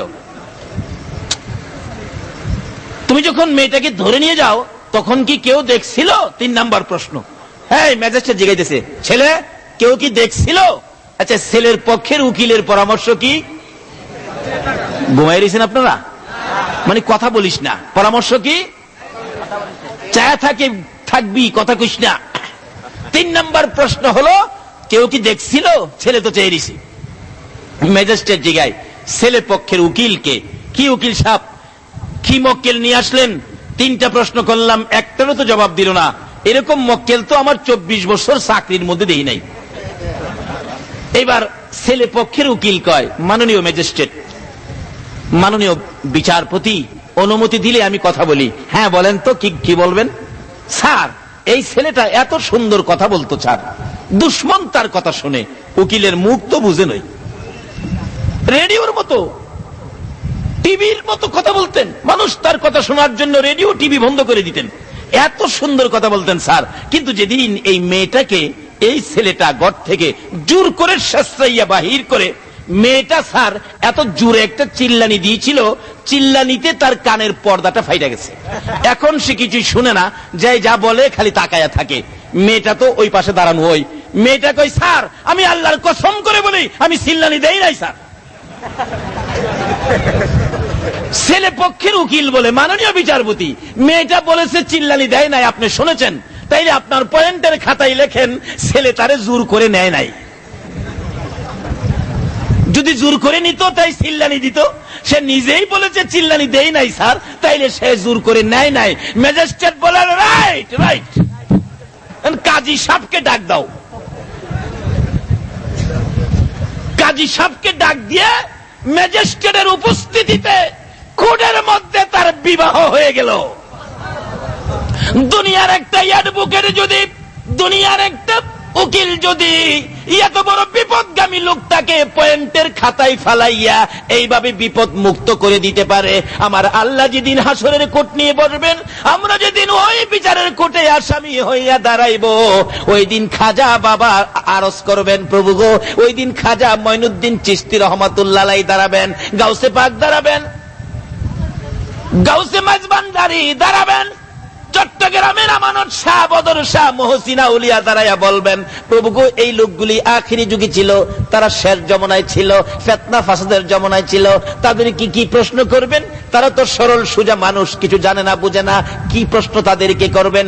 যদি কোনো প্রশ্ন চট্টগ্রামের মানুষকে করতে হয়, আমি আমানত শাহ, বদর শাহ, মহসিনা উলিয়া, গাউসে মাঝবান্ডারি দাঁড়াইলাম, কোন প্রশ্ন যদি করতে হয় আমাদেরকে করেন তাদের পক্ষ থেকে, এই জবাবগুলো আমরা দিব, তাদেরকে কষ্ট দিয়েন না। উকিলরা বলবে সম্মিলিতভাবে আমরা তাদের পক্ষে। তোমরা কি বলবে? আল্লাহ এদের কি জিগাই কি হইব? এই তো সাধারণ তাদের হিসাব জিগাইয়া কুলাই থাকবেন। আল্লাহ আপনার যে রহমান আর রহিম আছে, এর বিনিময় তাদেরকে মাফ করে দিলে সহজ হয়ে যায়। আল্লাহ বলবেন, এই কুটের লোকেরা শোনো, আমি রহমান আর রহিমের বিনিময় এই শেষ যুগের উম্মত গুলোকে এই ওলিদের খাতিরে আমি মাফ করে দিলাম। এই অ্যাডভোকেটদের সাথে সম্পর্ক রাখলে হাসরের কোর্টে আমাদের লাভ হবে না লস হবে? তাই খাজা মঈনুদ্দিন মদিনার কামলেওয়ালা নবীর পক্ষ থেকে ভারতের জমিনে আতায়ে রাসূল হয়ে আসলেন, কিন্তু তাকে উচ্ছেদ করে দেওয়ার জন্য সংগ্রাম করলেন পিতৃরায়ের লোকেরা। যায়া বলতেছেন উঠো উঠো। খাজা মঈনুদ্দিন বলেন বাবা বসো। বসলে আর উঠতে পারে না, হুটকি মাটির সাথে লেগে যায়, হয় না। আরো লোক পাঠাইছে, হেরাইছে, কি ব্যাপার তোমরা উঠো না কেন? আপনারা আইছেন, বসেন। বসলে আর উঠতে পারে না। 1000-2 বসাইছে, পরে 2-4 জন কাছে দূর থেকে দেয়, খালি টানে। রাসূল বলছে ওলিদের কেরামত সত্য, কেরামতুল আউলিয়া হাক্কুন। ওলিদের কেরামত বিশ্বাস করতে হবে, না হয় আপনার ঈমান থাকবে না। খবর দিছে পিতৃরাই, এমন এক লোক আইছে খাজা মঈনুদ্দিন বসাইলে উঠতে দেয় না। আল্লাহু আকবার বলুন। কোজায়া কও যে মাপ চাই, মাফ করে দিত। হগলে কয় মঈনুদ্দিন মাপ চাই, মাফ করে দেন। কোথাইলে উঠো, উঠছে। কয় মঈনুদ্দিন আমরা জায়গা বিদায় দেন। কো যাও যাও। লগের সবাই কয় যাইতে কই, জেলা বসাইলে উড়া যায় না, লহিলার পক্ষে যাই। হিন্দুরা যদি এইভাবে খাজা মঈনুদ্দিনের পক্ষ কালিমা পড়ে মুসলমান হতে পারে, আমরা কি মুসলমান হইয়া কি তার পক্ষে যাইতে পারি না?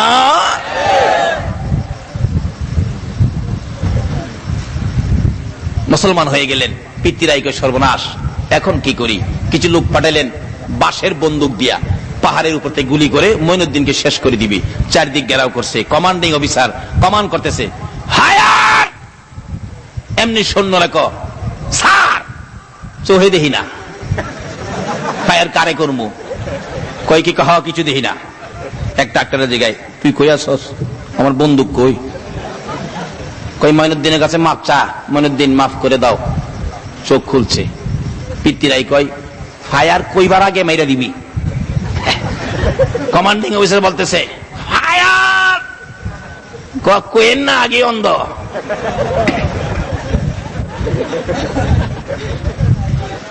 পিতৃরাই কয় অহন আগে কইবার আগে মাইরা দিবে। কই আর কই নাই, আমরা মঈনুদ্দিনের কাছে মুসলমান হয়ে গেলাম।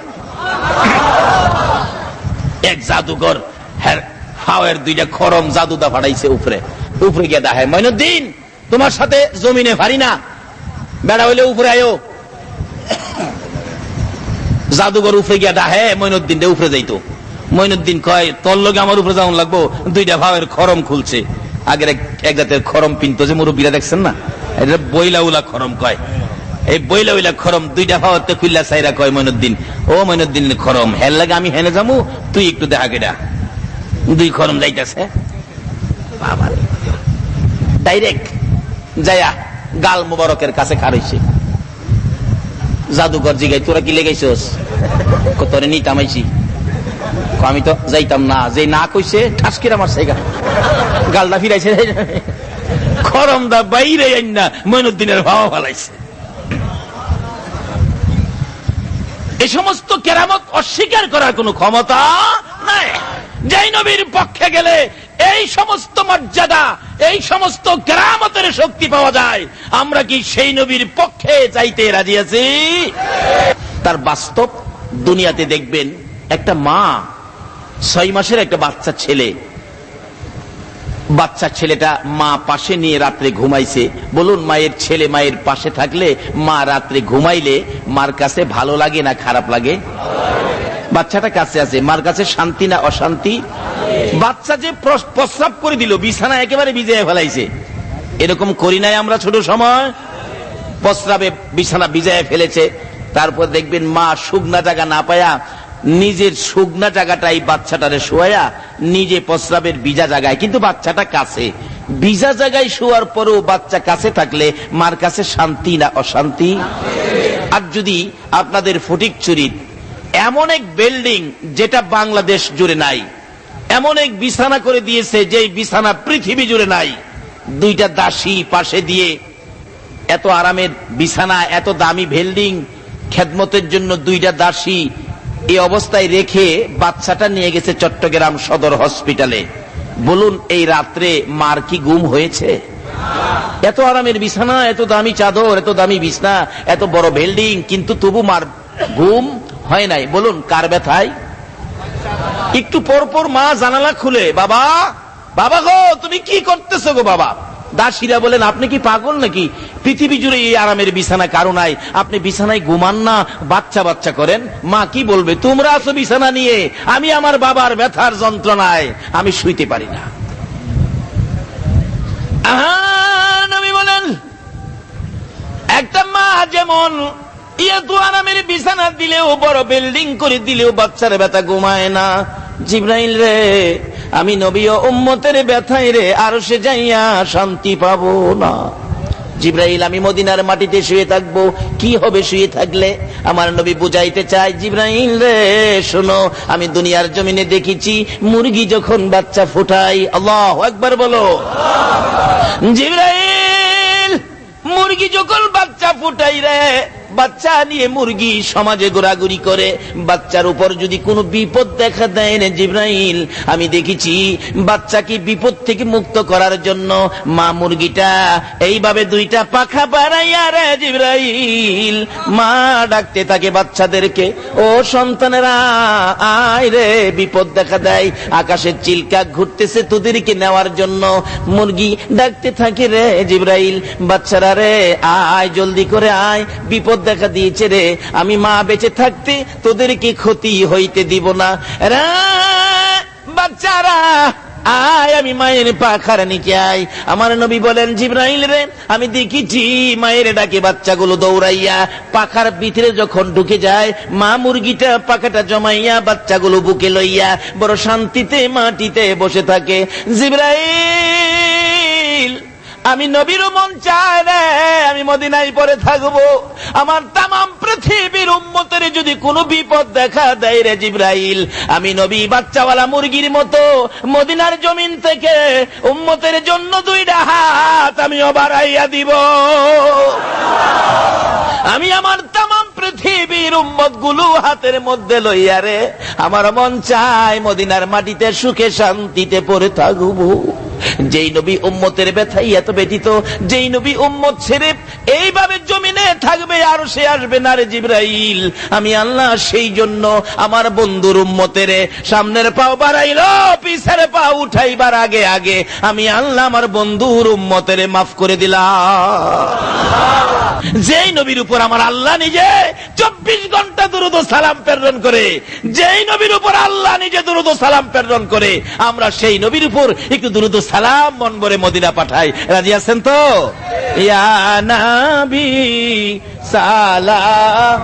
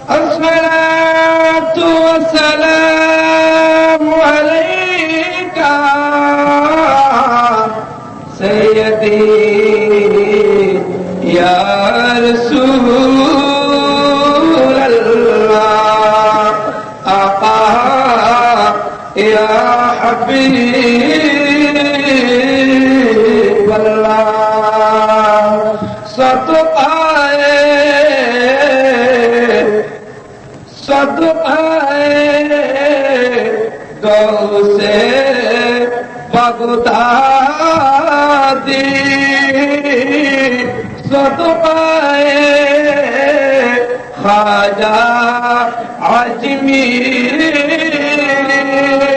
सदकाए ख्वाजा बंगल सामने सदकाए गौस आजम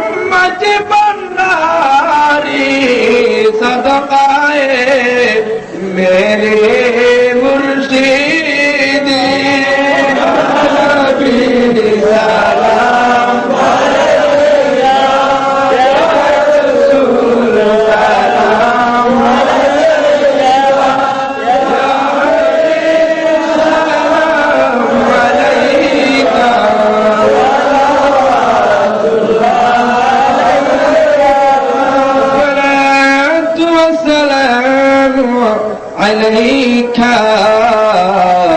سيدي يا رسول الله آقا يا حبيب الله أمورا عاشق মনের বেদনা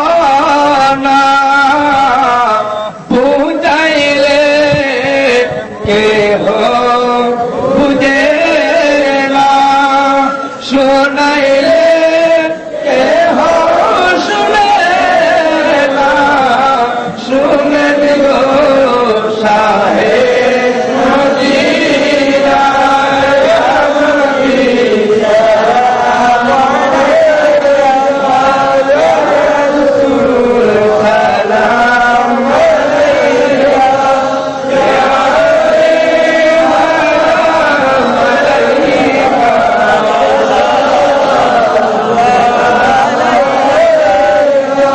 أستغفر الله ربي من كل ذنب وأتوب إليه لا حول ولا قوة إلا بالله العلي العظيم বাবারা এখানে মরহুম নাম লেগে গেছে 4-5 ব্যক্তি। একজন মরহুম হাজী ইয়াকুব আলী, তারপরে আরেকজনকে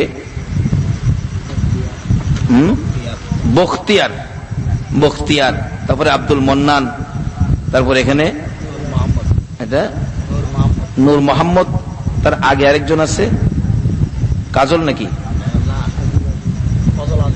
ফজল আজিম, মোট 5 জন দেখা যায়। আজকে মাহফিল আছে, এই 5 জন নাই। এভাবে আগামীতে মাহফিল থাকবে, আরো জানি আমরা কোন 5 জন বিদায় হয়ে যায়। আল্লাহ যেন তাদেরকে মাফ করে দেন। আজকে তো তারা কবরে নয়, মাহফিলের চারপাশে পাগল হয়ে ঘুরতেছে। সংগঠনের সদস্যদেরকে বলতেছে, ভাই তোমাদের কাছে অনুরোধ করে যায়, এই মাহফিল তোমরা ছাইরো না। আজকে মাইকের আওয়াজ যতটুকুন দূরে যাচ্ছে ততটুকুন পর্যন্ত কবরের আযাব বন্ধ হয়ে গেছে। এই বরকতময় মাহফিলে আপনারা থাকবেন। তাই এখানে সবাই চালক যারা, মালিক যারা এবং এই ব্যবসায়ীদের জন্য দোয়ার দরখাস্ত, এই বাজারে যারা ব্যবসায়ী আছেন সকলের জন্য দোয়া হবে। আসুন আমরা সকলে মিলে দোয়ায় হাত বাড়াই। আল্লাহুম্মা আমিন। ربنا ظلمنا أنفسنا وإن لم تغفر لنا وترحمنا لنكونن من الخاسرين رب ارحمهما كما ربياني صغيرا رب العالمين তুমি যার প্রেমে সব বানাইছো, ওই নবীর উপর দুরূদ ও সালাম মদিনা পাঠাইছি। মাবুদ, যার সাথে বন্ধুত্ব করে কত খেলা খেলেছো, হযরতে গাউসে পাক খাজা বাবা, ইয়া আল্লাহ বাংলার জমিনে চট্টগ্রামের জমিনে সকল ওলি আল্লাহদের রুহানি ফায়েজ নিয়ে তোমার দরবারে হাত বাড়াইলাম। মাবুদ গো, ওলিদের রুহানি ফায়েজের বরকতে, ইয়া আল্লাহ দয়ার নবীর উপর দুরূদ ও সালামের বরকতে আমরা যারা হাত বাড়াইছি, আমাদের তামাম জিন্দেগীর গুনাহগুলো ক্ষমা করে দাও। মাবুদ, যেই নবীর ভালোবাসায় রাত্র দিয়েছি, এই নবীর উসিলায় কুল কায়নাত বানাইছো। এই নবীর উসিলায় যদি এত কিছু করতে পারো গো, তুমি কি সেই নবীর উম্মতের ক্ষমা দিতে পারো না? তার জীবনে কত গুনাহ হিসাব জিগাইও না। কে নেককার, কে গুনাহগার, কে মেয়ে, কে পুরুষ, কে যুবক, কে বুড়া, আজকের জন্য কে নামাজি, কে বেনামাজি, কাউরে কিছু কইও না গো আল্লাহ। এই মাহফিলের উসিলায় আমাদের সবাইকে তুমি মাফ করে দাও। মাবুদ, মাপ চাইলাম জীবনের গুনাহ, মাফ করছো নি গো আল্লাহ। একটু ডাকদা জিগান না, আল্লাহ ইয়া আল্লাহ ইয়া আল্লাহ, জীবনের গুনাহ মাফ করছো নি। মাবুদ, দুনিয়ায় দেখি সন্তানেরা অপরাধ করলে মা বাবা রাগ হয়ে যায়, তোর মতো সন্তান দরকার নাই। সন্তান বাড়ির থেকে বেরিয়ে যায়, বাড়িতে আসে না। রাত্র যখন গভীর হয় রে, অপরাধী সন্তানের জন্য মা দরদি দরজাটা খুইলা দাঁড়াইয়া থাকে। সন্তান গভীর রাত্রে বাড়ির কাছে যাইয়া দেখে দরজাটা খোলা দেখা যায়। এক পাশে মা দাঁড়াইয়া বিনাইয়া বিনাইয়া কান্দে, বাবা কই রে, আয়, আমি মা দরজা খুলে রাখছি। আদরের সন্তান অপরাধী সন্তান গড়ের কোনায় দাঁড়াইয়া ছোট্ট করে ডাক মারে, মা মা মা। অপরাধী সন্তানের ডাকটা শুনে মা দরদি দৌড়াইয়া বাহির হইয়াছে। মাবুদ, মার মতো দরদি যদি অপরাধী সন্তানে মা কইয়া ডাক দিলে দৌড়াই আসে রে আল্লাহ, তোমার 99 ভাগ মায়ার দুয়ারে আমরা জীবনের গুনাহ লইয়া তোমারে আল্লাহ আল্লাহ কইয়া ডাকলাম, তোমার কি মায়া লাগে না? এই আল্লাহ কার জীবনে কত গুনাহ হিসাব জিগাইও না। এই মুহূর্তে আমাদের সকলের জীবনের গুনাহগুলো ক্ষমা করে দাও মাবুদ রে। জীবনের গুনাহ ক্ষমার আসার দরখাস্তের পর আর একটা দরখাস্ত করি, তুমি কিন্তু রাগ হইও না। হাজার হাজার মানুষ রাত্রটা কাটাইলো, আজানের সময় হয়ে গেছে, তোমার দুয়ারে হাত বাড়াইছে গো।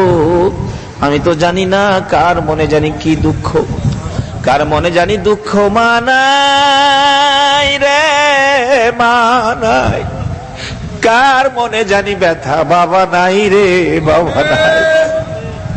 যেই বাবা মাতার গাম পাতাই ফানাইয়া রোজগার করে সন্তানের লালন পালন করত, সারাদিন পরিশ্রমের পরেও বাড়িতে যাইয়া যদি দেখছে বাবা সন্তান কান্দে রে, সারাদিনের ক্লান্তি ভুলে গিয়ে বাবা আদুরের সন্তানের টাইনা টাইনা কোলে উঠাইতো। জীবনে বাবার কোলে কত প্রস্রাব পায়খানা করেছি গো আল্লাহ, বাবা কোনদিন বিরক্ত হয়ে নাই। ওই মা কই রে, যেই মা মেতরিনী হইয়া ছোটকালে আমাদের প্রস্রাব পায়খানা পরিষ্কার করছে গো আল্লাহ, ওই মা বাবা যার কবরে গো এই মুহূর্তে ওই সকল মা বাবার কবর জান্নাতের বাগান বানাইয়া দাও মাবুদ রে। আমি নিজেও মায়ের অভাবী, আমি জানি না রে আমার মতো মায়ের অভাবী কে জানি হাত বাড়াইছে। মাবুদ, মায়ের অভাবীরা কি করে নিজে দেখেছি। একটা মায়ের পাগল ছেলে বিদেশ থাকে, মাসে মাসে চিঠি লেখে, মা তুমি কেমন আছো গো আমারে জানাইও, তোমার কথা মনে হইলে আর বিদেশ থাকতে মন চাই না গো মা। মা চিঠির উত্তর দেয়, বাবা পাগলামি করিস না, ভালো আছি। হঠাৎ করে মা অসুস্থ হয়ে গেছে, ডাক্তার বলেছে আপনি বাঁচবেন না 8 দিনের বেশি। মা হসপিটালের বারিন্দায় দাঁড়াইয়া কান্দে, মন্নান রে এই চিঠি আর কার কাছে লেগবি? মন্নান বিদেশে আর কার জন্য রোজগার করবি? আমি তোর মা 8 দিনের বেশি বলে বাঁচবো না রে বাবা, তাড়াতাড়ি বাড়িতে আয়, আমি মারে জীবনের শেষ ডাক ডাক দিয়া দে, আমি মায়ের চেহারা দেখবি নি, আয় রে বাবা বাড়িতে আয়। মন্নানের বাবা বলে পাগলামি করো না, চলো বাড়িতে যাই। বাড়িতে যাওয়ার পরে রাত্রে খালি কান্দে মা, ও মন্নানের বাবা, আমার মন্নান বাড়িতে না আসলে আমারে কি আর দেখবে না রে। মন্নানের বাবা বলেন কি করব এখন? চিঠি লেখো, আমি যে অসুস্থ মরে যাব সে খবরটা দিও না, অসুস্থের খবর দিয়ে চিঠি লেখো। চিঠি লিখলেন, মন্নান আয় বাড়িতে আয়, তোর মা অসুস্থ রে, অবস্থা ভালো না, তাড়াতাড়ি বাড়িতে আয়। এই চিঠি পাঠাইয়া 2 দিন পর মা দরদি বিদায়ী হয়ে গেছে। মন্নান বিদেশের বাড়ির থেকে স্বপ্নে দেখে মা নাই, মা কবরে যাইতেছে আর ডাকতেছে, মন্নান রে আইলি না, আমি মারে দেখলি না, জীবনে তো মা কইয়া ডাকতে পারবি না। মন্নান মা মা কইয়া ঘুম থেকে উঠলে বন্ধুরা বলেন, কি হলো তোমার? স্বপ্নে দেখেছি মা নাই, আমি আর চাকরি করব না রে, এ রোজগার আমি কার জন্য করব? সকালবেলা তাড়াতাড়ি করে টেলিফোন করেছে, বড় ভাই আমি আগামীকালকে বাড়িতে আসতেছি। কেন আসবি? বলবো না, আইসা বলবো। বড় ভাই বলেছে, বাবা গো মন্নান বলে বাড়িতে আসবি। বুঝিছি মায়ের খবর বুঝি মন্নানের কলিজায় লাগছে। বড় ভাই মাইক্রো ভাড়া করে পরের দিন এয়ারপোর্টে রওনা হয়েছে।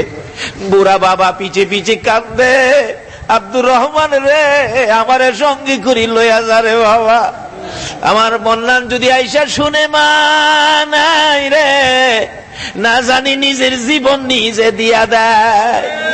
বুড়া বাবা সহ এয়ারপোর্টের গেটে দাঁড়িয়ে আছে।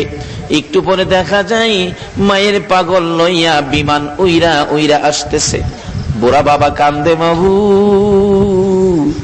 আমার মন্নান রে আমি কি দিয়া বুঝাইব? বিমান থেকে বাহির হইয়া মালামাল সহ গেট পার হইয়া বড় ভাইকে দেখে দৌড়াই আসতেছে, ভাই ভাই ভাই রে আগে কো আমার মায়ের খবর কি? বড় ভাই শুধু কান্দে, কোনো কথাই কয় না। দৌড়াইয়া বাবার পায়ে পড়ে গেছে, বাবা বাবা গো আমার মা কই গো, আমার মায়ের খবর দাও। বুড়া বাবা কান্দে, ধৈর্যের সহিত বলতেছে, বাবা মন্নান রে আয় বাবা বাড়িতে যাই, বাড়িতে যায় দেখবি তোর মা কেমন আছে। বাড়িতে উঠে মাইক্রো টান দিলে বাড়িতে যাবে। একটু পরে মন্নান ডাকতেছে, বাবা গো মা দুনিয়ায় নাই, স্বপ্নে দেখে আমি পাগল পাগল হয়ে চলে আসছি গো বাবা, কিছুই আনতে পারি নাই, শুধু মায়ের জন্য একটা স্বর্ণের চেন আনছি গো বাবা। বাবা গো আর কারো জন্য কিছু কিনি নাই, আমি মায়ের জন্য 4টা কাপড় আনছি গো বাবা। বাবা কান্দে, মা এই কাপড় আমি কার হাতে বুঝাইব? বাবার কান্না দেখে মন্নান প্রশ্ন করে, বাবা এইভাবে কান্দ কেন? বাবারে চল বাড়িতে যাই, চল বাড়িতে যাই। বাড়ির কাছাকাছি মাইক্রো যাওয়ার পরে মন্নান বাড়ির দিকে তাকাইয়া দেখে বাড়ির গেটে শত শত মহিলারা কান্দে। মাইক্রোটা দেখে একজন মুরব্বী মহিলা ডাকে, হায় রে দেখা যা রে মায়ের পাগল আইছে রে। মহিলাদের চোখের বালি জর্জর করে পড়তেছে। বাড়ির কাছাকাছি মাইক্রো গেলে মন্নান প্রশ্ন রাখে, বাবা গো এই মহিলারা এইভাবে কান্দে কেন? এত মহিলা দেখা যায় গো বাবা, আমার মা কই গো, মারে দি দেখি না। পাশাপাশি গাড়িটা থামলে দরজাটা খুইলাম, কিছুক্ষণ ঘুরে ঘুরে দেখতেছে মা কই, মারে দি দেখা যায় না। একটা চিৎকার মারছে, মা মা গো মা। এত মহিলারাই আমারে দেখার জন্য দাঁড়াইলো, তুমি মা কই গো, তুমি কেন আইলা না? চাচি দৌড়াই এসে মন্নানের গলায় ধরে ডাকতেছে, মন্নান রে আয় রে বাবা, আমি তোর মা লাগি, আমার মা কইয়া ডাকবি রে, আয় বাড়ির ভিতরে যাই। মন্নান বাড়ির ভিতরে যাইতেছি, মা যেই রুমে থাকতো ওই রুমের দরজায় যায় ডাকতেছে, মা মা গো তুমি কি অসুস্থ গো মা? কেন দরজা খোলো না গো মা, তোমার পাগল আইছে গো মা। কেউ দরজা খুলে না, আমি যাই ধাক্কা দিয়ে দরজাটা খুইলা দেখে মায়ের বিছানা দি খালি বিছানার মধ্যে পরে পরে কান্দে, আমার মা নাই রে, তোমরা দেখো না আসিয়া এই বিছানা খালি করে মা গেল চলিয়া, তোমরা দেখা যাও রে। কত আদর করতো মায়ে কোলে কাখে লইয়া, আরে বাবা বলে ডাকতো মায়ে, দুই গালে চুমাইয়া তোমরা দেখা যাও রে। পায়খানা করিতাম যেদিন বিছানাতে শুইয়া, পরিষ্কার করতো মায়ে, পরিষ্কার করতো মায়ে বেতরিনি হইয়া তোমরা দেইকা যাও রে। মায়ের অভাবী, মায়ের দুঃখী কে জানি হাত বাড়াইছে রে আল্লাহ। বাবার অভাবী, বাবার দুঃখী কে জানি হাত বাড়াইছে গো আল্লাহ। আর দেরি করো না, এই মাহফিলের উসিলায় ওই সকল মা বাবার কবর গুলো জান্নাতের বাগান বানাইয়া দাও। মাবুদ, মা বাবা যার দুনিয়াতে আছে হায়াত বাড়িয়ে দাও। মা বাবা কেমন জিনিস বুঝার তৌফিক ছেলে মেয়েদেরকে দান করে দাও। আল্লাহ, দাদা দাদি, নানা নানি, শ্বশুর শাশুড়ি, আলী আওলাদ, বংশধর, মই মুরব্বী, পাড়া প্রতিবেশী, খানদানবাসী, মহব্বতী, খাস করে এই এলাকার জমিনের নিচে যত মুমিন মুমিনাত ঘুমিয়ে আছে সকলের কবর জান্নাতের বাগান বানিয়ে দাও। আল্লাহ, খাস করে এই ফটিকছড়ি চট্টগ্রামের কার মাইক্রো জিপ ওই সমিতির ভাইয়েরা যে মাহফিলের আয়োজন করেছে, এই মাহফিলের উসিলাই এই সংগঠনের ভাইদের বংশধর যারা কবরে মাফ করে দাও। ই আল্লাহ, খাস করে এই সংগঠনটুকু তুমি কবুল করে লও গো আল্লাহ। এই সংগঠনের পক্ষ থেকে আয়োজিত মাহফিল তুমি কবুল করে লও গো আল্লাহ। এই সংগঠন থেকে 5 জনের নামের তালিকা দেওয়া হয়েছে, আজকে তারা দুনিয়ায় নাই, সাদা কাফন পরে অন্ধকার কবরে শুইয়াছে। এই মাহফিলের উসিলায় তাদের কবরগুলো জান্নাতের বাগান বানাইয়া দাও। আল্লাহ, সংগঠনের বাকি ভাইদেরকে, আল্লাহ, ড্রাইভার, মালিক, এই বাজারের ব্যবসায়ী ভাইদেরকেও সকল প্রকার আফত বিপদ, আযাব, গজব, অ্যাক্সিডেন্ট, বালা মুসিবত, শয়তানের শয়তানি, দুশমনের দুশমনির থেকে বাঁচাইয়া রহমত, বরকত, শান্তি দ্বারা ভরপুর করে দাও গো আল্লাহ। এই কমিটির ভাইদেরকে, তাদের আয়োজনে যারা দূর দূরান্ত থেকে আসছে সকলকে তুমি আপদ বিপদ থেকে বাঁচাইয়া বেশি বেশি করে নেক হায়াত বাড়াইয়া দাও গো আল্লাহ। ইয়া আল্লাহ, আজকের মাহফিলের বরকত, মিলাদুন নবীর বরকত, ইয়া আল্লাহ, গাউসে পাক খাজা বাবার রুহানি ফয়েজের বরকত আমাদের সকলকে নসিব করে দাও গো আল্লাহ। চট্টগ্রামের জমিনে ইয়া আল্লাহ, গাউসে মাইজবান্ডারি সহ যত ওলিরা ঘুমিয়ে আছে সকল ওলিদের রুহানি ফয়েজ আমাদেরকে নসিব করে দাও গো আল্লাহ। ইয়া আল্লাহ, খাস করে আমাদের মধ্যে যারা অভাবী, অভাব দূর করে দাও। আমাদের মধ্যে যারা বিমারি, বিমার শেফা করে দাও। আমাদের মধ্যে যাদের ছেলে নাই ছেলে দাও, যাদের মেয়ে নাই মেয়ে দাও, যাদের ছেলেও নাই মেয়েও নাই ছেলে মেয়ে দিয়ে কলিজা ঠান্ডা করে দাও গো আল্লাহ। যাদেরকে ছেলে মেয়ে দিয়েছো, চুট্টু চুট্টু ছেলে মেয়েদেরকে অকালে মৃত্যু দিও না, মা বাবার কলিজায় আগুন জ্বালাইও না। সকলের ছেলে মেয়েদেরকে নেক হায়াত বাড়াইয়া দাও। ছেলে মেয়েদের মুখে এতিমের দাগ লাগাইও না, ছেলে মেয়েদের মা বাবার হায়াত বাড়াইয়া দাও। মাবুদ, আমাদের মধ্যে যারা নামাজি, নামাজ কবুল করো। যারা নামাজ পড়ে না, নামাজের বুঝ দান করো। যারা লেখাপড়া করে, লেখাপড়ায় বরকত দাও। যারা পরীক্ষা দিবে, কামিয়াবি দান করে দাও। যারা চাকরি করে, পদোন্নতি দান করে দাও। যারা ব্যবসা করে, ব্যবসায় বরকত দাও। যারা গৃহস্থী করে, জমির ফসলে বরকত দাও। যারা বিদেশ থাকে, সহি সালামতে রাখো গো আল্লাহ। মাবুদ, শেষ দরখাস্ত, তোমার নবীরে একদিন ঘুমের ঘরে স্বপ্নে দেখাইয়া দাও। আমাদের একটা দাবি তুমি রাখো গো আল্লাহ, তোমার কুদরতি পায়ে ধরলাম। এই মাহফিলের সকলের একটা দাবি তুমি রাখো, যেই নবী উম্মতি উম্মতি বলে 63 বছর কাঁদছে গো, এখন রওজা পাকে শুইয়া কাঁদবে গো।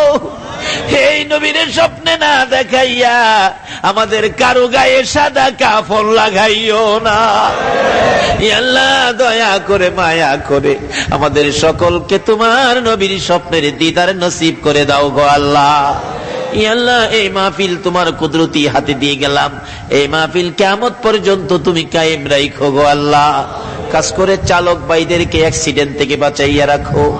আল্লাহ, মালিক ভাইদের ব্যবসায়ী তুমি বরকত দিয়ে দাও, বিপদ আপদ দিও না, রহমত বরকতের ভাগী করে দাও গো আল্লাহ। আল্লাহ, দূর দূরান্ত থেকে যারা এই মাহফিলে কষ্ট করে আসছে, বহু দূর থেকে দেখেছি টেম্পু করে, গাড়ি করে লোকেরা আসতেছে। আল্লাহ গো, যেইভাবে রিক্সের উপর এই মাহফিলে আসছে গো, তাদের সকলকে কাল কিয়ামতে নবীর গুদারায় উঠাইয়া ফুলসিরাতের ফুল পার করে দিও গো আল্লাহ। ইয়া আল্লাহ, যারা যেখান থেকে আসছে আবার তাদেরকে সহি সালামতে জায়গায় জায়গায় পৌঁছাইয়া দিও গো আল্লাহ। যতগুলো দরখাস্ত করলাম মাহফিলের উসিলাই, দুরুদ ও সালামের উসিলাই, ওলিগণের রুহানি ফায়েজের উসিলাই সবগুলি তুমি কবুল আর মঞ্জুর করো গো আল্লাহ। ওয়া সাল্লাল্লাহু তাআলা আলা খায়রি খালকিহি মুহাম্মাদিন ওয়া আলা আলিহি ওয়া আসহাবিহি আজমাইন বিহাক্কি লা ইলাহা ইল্লাল্লাহু মুহাম্মাদুর রাসূল।